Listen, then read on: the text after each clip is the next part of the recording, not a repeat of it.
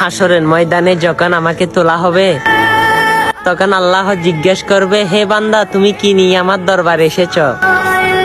তখন আমি আমার আল্লাহকে বলবো, হে আল্লাহ, আমি কিছু আমল নিয়ে আপনার দরবার আসতে পারি নাই, কিন্তু এর আমলের চেয়ে বড় একটা আমল হচ্ছে আমি হযরত মুহাম্মদ সাল্লাল্লাহু আলাইহি সাল্লামের উম্মত ছিলাম।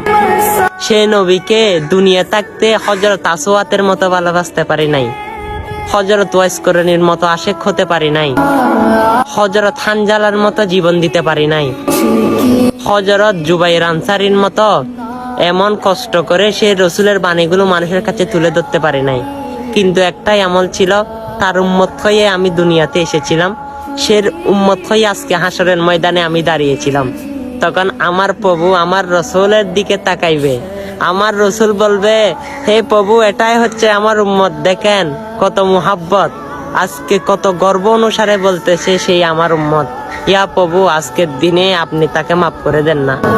তখন আমার রসুলের কথা শুনে আমার আল্লাহ বলল, হাবিব, আমি চাই আপনি নবী হাসরের ময়দানেও হাসেন, তাই আপনার উম্মতকে আমি আজকের দিনে মাফ করে দিলাম। সুবহানাল্লাহ, সুবহানাল্লাহ। অবশ্যই জানি না সে সৌভাগ্য হয় কিনা, অবশ্যই সে রসুলের কিছুই না পারেন, শূন্যস্থান ধরে রাখেন। সে রসুল দেখবেন, এই কাহিনীটাও দেখবেন আপনার সাথে ঘুরে যাবে, সে কাহিনীটাও আপনার সামনে উপস্থাপন হবে। আমার রসুলকে দেখে দেখে আপনি দেখবেন জান্নাতের ফেরদৌসে ঢুকতে পারবেন।